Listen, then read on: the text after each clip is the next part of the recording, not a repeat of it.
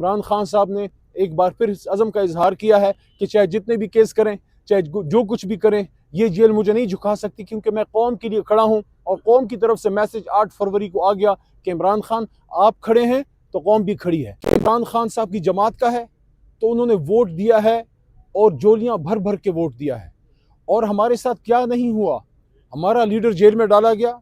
हमारा इंतखाबी निशान हमसे छीना गया, मुल्क के सबसे बड़ी जमात को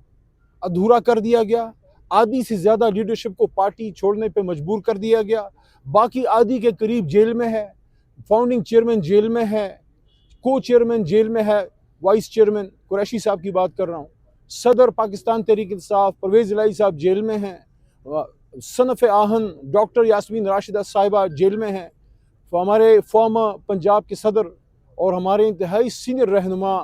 वो सब जेल में हैं। एजाज चोई साहब की मैं बात कर रहा हूँ और हम सब आपके सामने हैं। फॉर्मर गवर्नर साहब जेल में। इस सारी जद्दोजहद के बाद कौम को सलाम है कि हम इधर पास हुए हैं। फॉर्मर हमारी फर्स्ट लेडी बुशरा बीबी, उनको भी जेल में रखा गया मुश्किल हालात में। मेरे दोस्तों, सबसे पहली बात यह है कि अल्लाह ताला अल हक है, जिस तरह इमरान खान साहब कहते हैं, और आपने आज देख लिया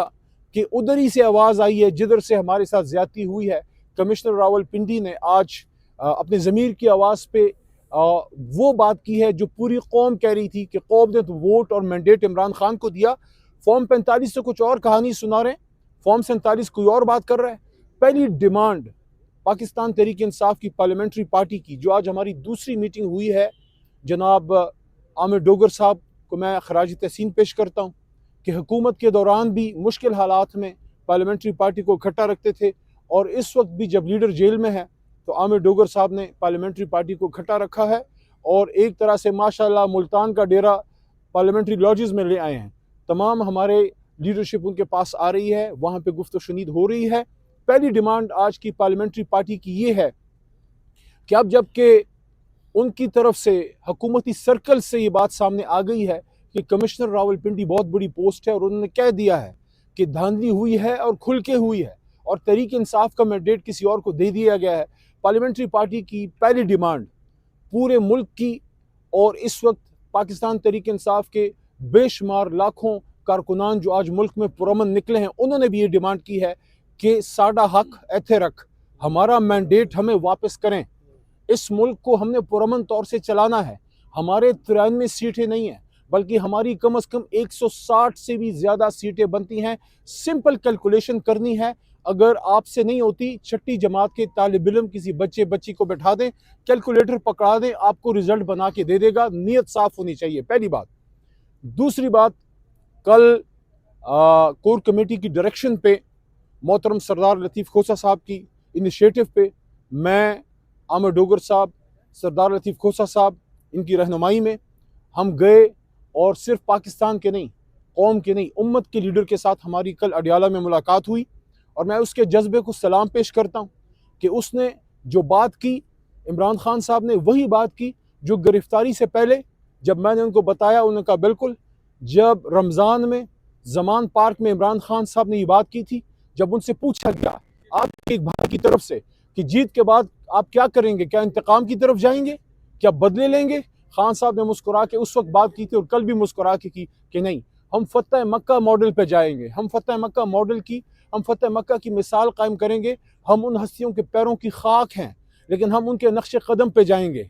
और हुजूर सल्लल्लाहु अलैहि वसल्लम और सहाबा कराम और अहले बैत ने जो मिसालें कायम की वो हमारे लिए मशाल राह हैं। और साथ में खान साहब ने एक स्टेप आगे जाके ये बात की कि हमें तो छोड़ें, गैर मुस्लिमों ने भी हुजूर सल्लल्लाहु अलैहि वसल्लम के उनके नक्श कदम पे चल के अपने आप को बेहतर किया और मिसाल दी नेल्सन मंडेला की। और उन्होंने कल ये बात की है जेल की काल कोठड़ी से, अडियाला से।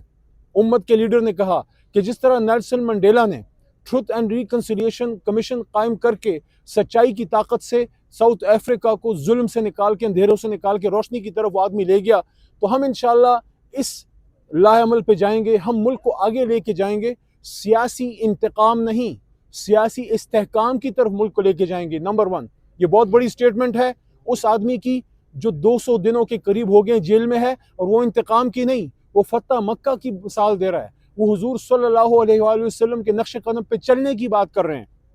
और उसके साथ दूसरी बात जो उन्होंने की वो ये थी कि अवाम को उनका हक वापस किया जाए, जो मैंडेट है वो हमें वापस दिया जाए, हम इस मुल्क को आगे ले जाएंगे। और अगर अवाम का मैंडेट चुराया जाएगा तो ये आइन के खिलाफ सख्त वार करने वाली बात है। फिर इतने बड़े प्रोसेस की क्या ज़रूरत थी, कौम को इतनी मुश्किल में डालने की क्या ज़रूरत थी। फिर आप घर बैठे फॉर्म 47 दे देते अगर किसी को जताना था। अगर कौम की माननी है तो जो कौम ने कहा है उसको मानना पड़ेगा। नंबर 3 जो उन्होंने बात की वो ये है कि काफ़ी ये चीज़ चल रही है कि तहरीक इंसाफ की जो हमारी रिज़र्व सीटें हैं मोहतरम ख़वातीन की,